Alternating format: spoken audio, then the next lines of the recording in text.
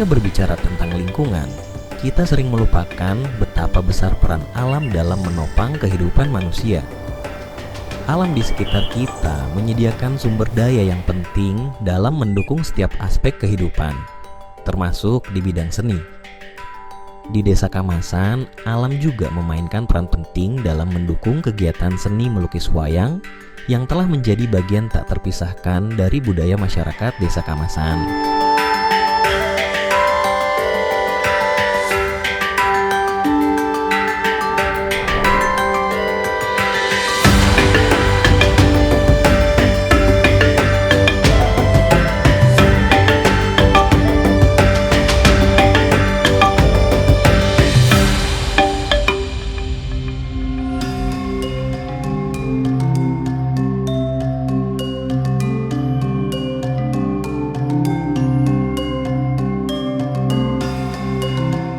Jadi mungkin menurut sejarah yang pernah yang pelajari, jadi seni lukis tersebut ada itu sekitar abad 16 ya, ketika pemerintahan dalam Gel-Gel ya.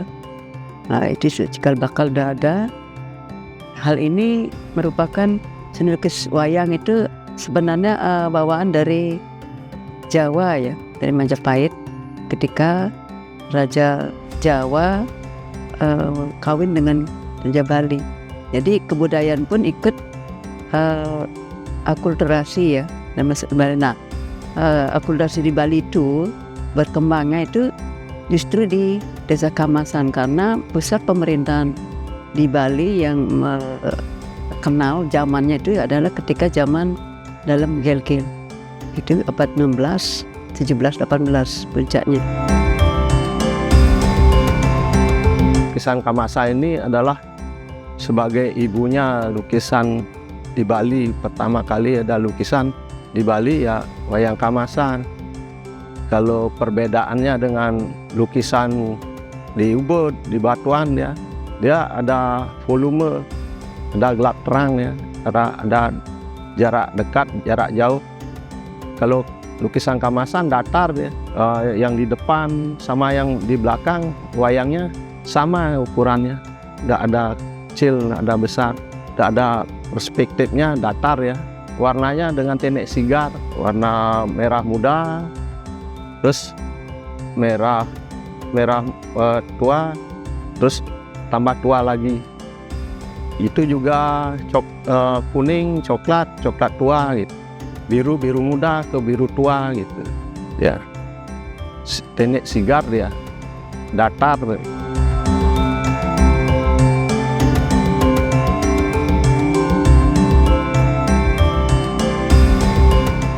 Wayang Kamasan yang diciptakan oleh leluhur kami yang ada di Kamasan itu punya ciri khas tersendiri.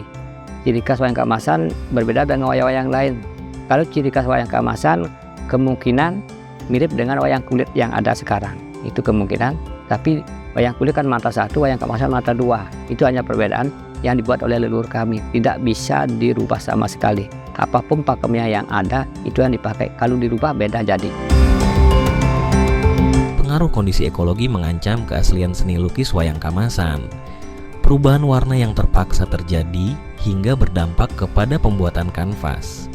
Perlahan menggerus identitas wayang klasik, mengancam kelangsungan warisan seni yang tak ternilai harganya.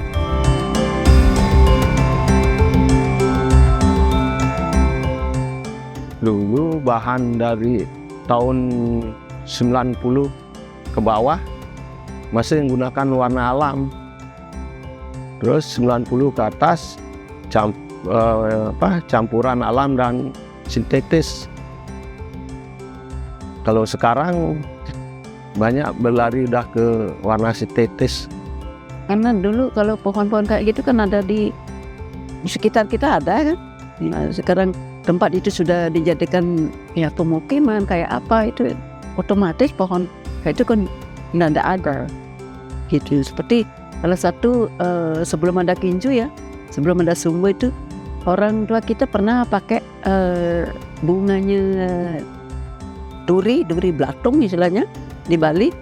Dulu zaman saya kecil itu sebagai pagar rumah ya. Sudah tua pohonnya itu tumbuh dia bunganya. Dari bunga itu bisa kita manfaatkan untuk warna merah. Dia sejenis dengan hasilnya seperti sumber, itulah hasilnya merahnya itu. Ya itu dah bahan yang paling vital kan, warna kuning hokernya itu yang dari batu pere itu sudah sama sekali kami tidak dapatkan, karena dulunya kami nyari dapat di Pulau Serangan. Kalau sekarang sudah direklamasi, sudah tidak bisa didapatkan.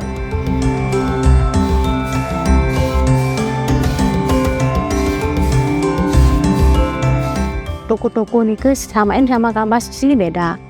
Mungkin dia bahannya, kainnya mungkin beda. Niku saya pernah dulu beda, agak-agak bingung dia gimana, kayak kufuk dia.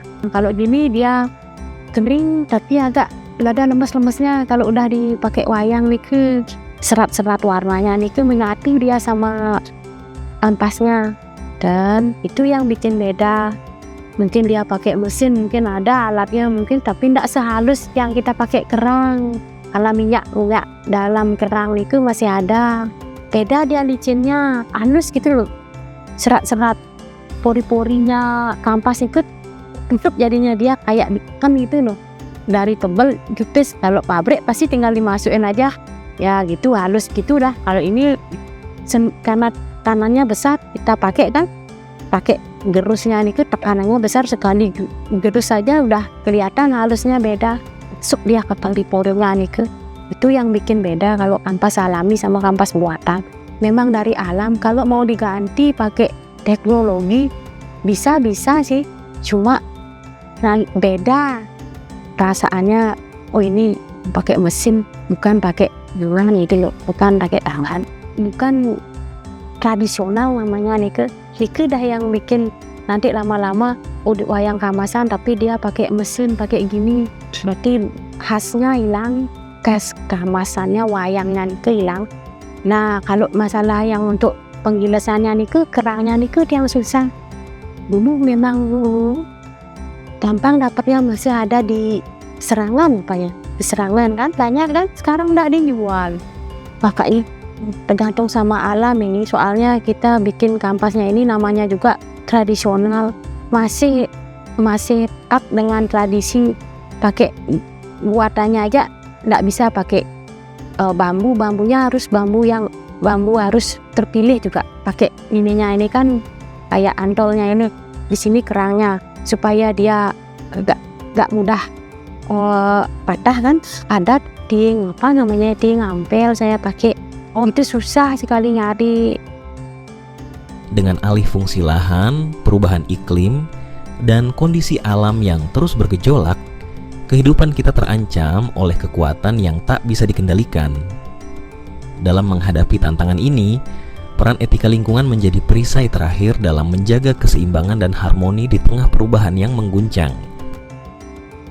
Ya, jadi kalau kita berbicara tentang etika lingkungan itu sebenarnya adalah ilmu filsafat yang mengkaji tentang segala sesuatu hal yang baik dan buruk untuk melihat lingkungan. Jadi melihat bagaimana tanggung jawab manusia tidak hanya kepada manusia lain atau tidak hanya kepada diri sendiri, tapi bagaimana manusia juga bertanggung jawab terhadap alam yang ada di sekitarnya. Saat berbicara tentang lingkungan itu kan pasti kita berbicara tentang unsur-unsur abiotik, biotik, dan juga culture, budaya. Maka berbicara tentang etika lingkungan sebenarnya tidak hanya berbicara tentang iklim, tidak hanya berbicara tentang cuaca, hutan, pohon, tetapi juga berbicara tentang bagaimana perilaku manusia dalam konteks budaya yang menunjukkan tanggung jawabnya terhadap alam sekitar. Berbicara mengenai etika lingkungan, di etika lingkungan itu sebagai salah satu cabang dari etika, terutama etika khusus, ataupun juga dapat dimasukkan sebagai bagian dari etika sosial.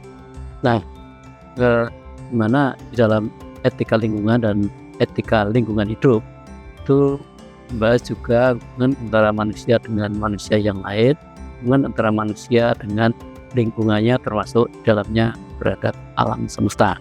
Nah, oleh karena itu manusia memang sebagai bagian dari lingkungan hidup ini juga harus berlaku menurut norma-norma, aturan-aturan sehingga lingkungan itu tidak rusak dan juga lingkungan dapat terawat dan tertata dengan baik-baiknya, sehingga manusia perlu selalu memperhatikan norma-norma, kemudian aturan-aturan bagaimana kita menjaga lingkungan itu supaya manusia dapat hidup dengan nyaman dan harmonis.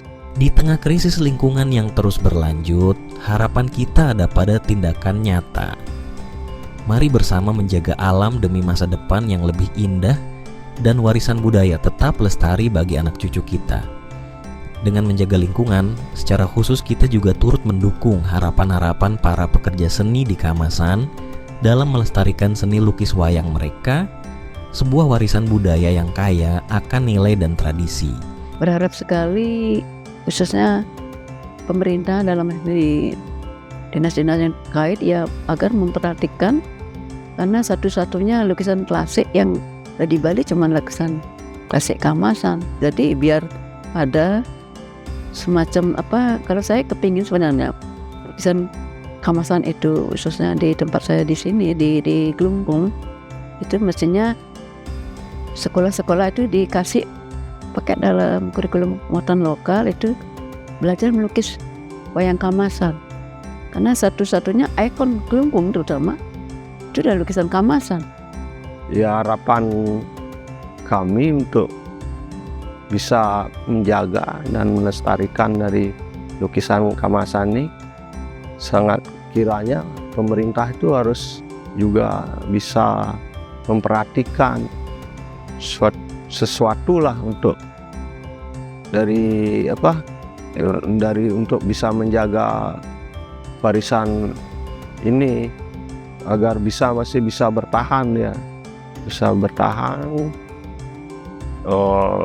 dan generasi muda mau melestarikan.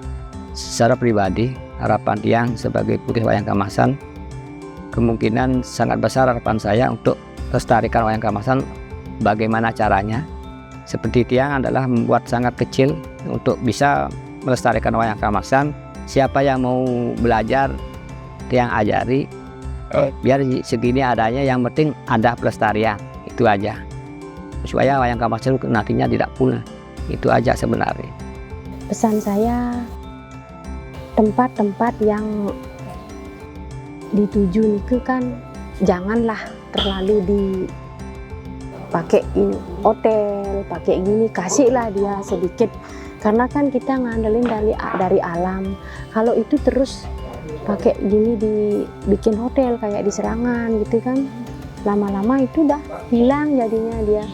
Kalau bikin hotel kan kayak kota jadinya, tapi lama-lama hilang dia.